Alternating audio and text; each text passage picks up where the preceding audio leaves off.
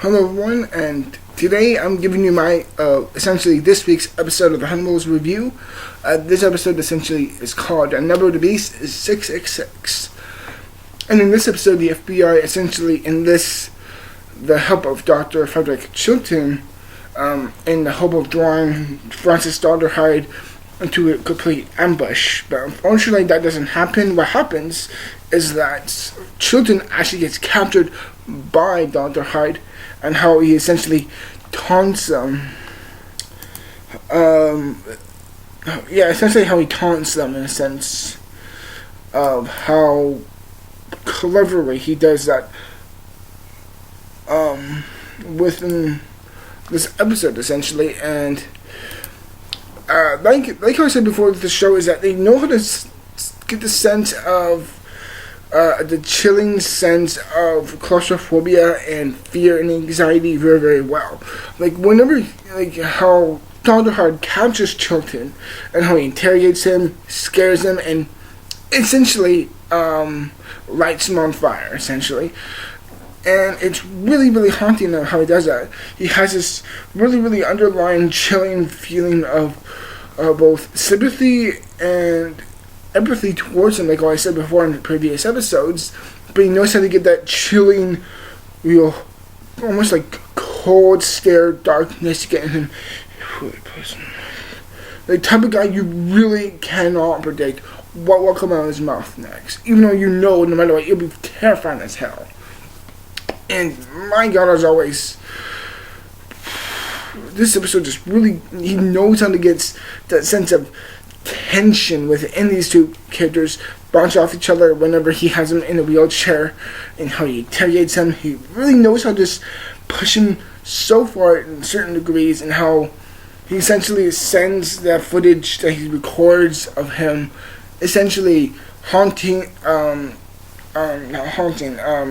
threatening and just essentially freaking out Dr. Frederick Chilton, and how it sends that footage to the FBI, and how the FBI essentially responds within it.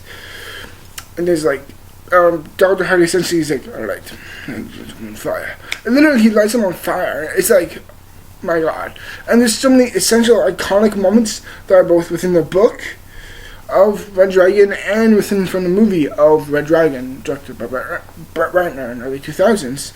Like, he knows how to get that sense of intimacy and tension within the two characters, and knows how to make it all fall down and unfold. Sorry, just turn off my TV.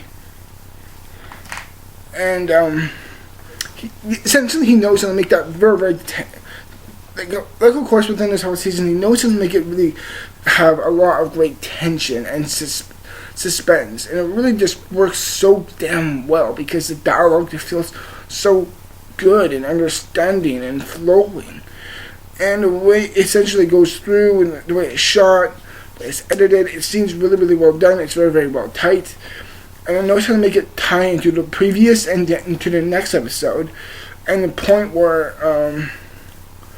Dr. Hyde essentially burns Dr. Chilton in the wheelchair and sends him down a ramp. Excuse me, I burped. It just feels like he just really broke his mind. It's like, whenever you see Dr. Hyde in the show, he's essentially, he's always just trying to, he's just trying to contain the inner Red Dragon inside himself. But in this episode, like within the last episode as well, is that it seems like he's just letting the beast control him. He's like the final line you hear from Dr. Hyde in this episode is like, "No, I am the dragon." And I'm just like, okay, this guy's fucked up. No, I think we already know that, but it's a sense of, okay, it's like, previous episodes, it's like, okay, maybe we could help him. This episode is like, no, he's gone. Dr. Hyde is gone, the Red Dragon is here. And I remember this, I just remember this, is that he's like, he knows the dragon will break your spine. And the way he can get that certain, Dr. Hyde can just hit those certain moments of just taunt, and the way the certain essence of taunts and and tears within inside him that knows how to send it out is chilling. It's so chilling, and it's incredibly well done. Don't know what I'm done here. Yeah, but nonetheless, I thought it was really well done. This episode is just haunting, dark, and chilling as always. It's a prime example of. It's just another prime example of how great the show is, with an editing, writing, directing, and this is one of the more okay. It does have its violent moments and freaky moments where it's like this is not for children, but of all the episodes of the season, this is one of the more refined, one of the more not as bloody or graphic as any other episode. This is like the closest I will see to a PG, a rated PG version of an episode. It's like the most restrained. There's not enough. That's not a problem I have with it. I love it when it doesn't do that all the time. That's one of the clever things about horror films is that it's not about gore. It's never, ever about gore. Unless it's a Saw movies, then just show whatever much you want, because that type of those movies are about character, so I don't give a shit within those movies. But they know how to make, one of the clever things about horror movies is that it knows how to make the essence of violence and gore seem effective.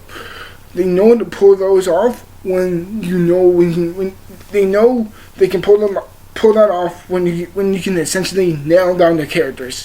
When what you care and like about the characters, the graphic detail and the stuff you see of the violence is that much more effective, because you don't want to see that happen to these characters that you like.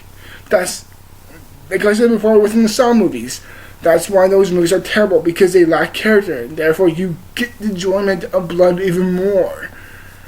That's why we're seeing so many bad horror movies now, because we just like the gore effects, because they lack character.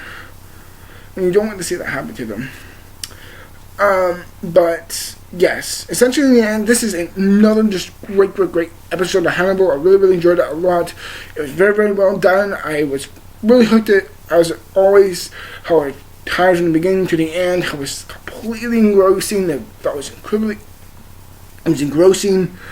It was effective, it was emotional, it was hard to watch, and in the end, Hannibal, forgot what episode, I think this is episode 12 or 13, I forgot. I think it's 13 by now, I forgot. But this is essentially the second last episode. Next week's episode is the last episode, and I'm just hoping, seeing the preview of next week's episode, it's just nothing but tense close-ups. It's like, and it shows that all the main characters, it seems like they're building up towards something that's really big. Of maybe, I don't know. It's just the way they're building up towards the last episode.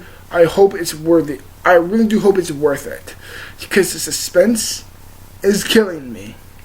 And in the end, Hannibal episode, The Beast of the Number is 666, is exceptional. And everyone, I really am thankful for you guys that's watching this episode as always. And another thing to bring up is that this weekend, I'll be doing a 3-movie review starting today, tomorrow, and then ending on Monday, because I'm going to take Sunday off of a review. Until then, everyone, I'm Jack Newton. Thank you for watching as always, and stick around for today's review, which will be American Ultra. I'll see you until then, everyone. Thank you for watching as always. Until then, stay strong. Thank you for watching as always. Goodbye.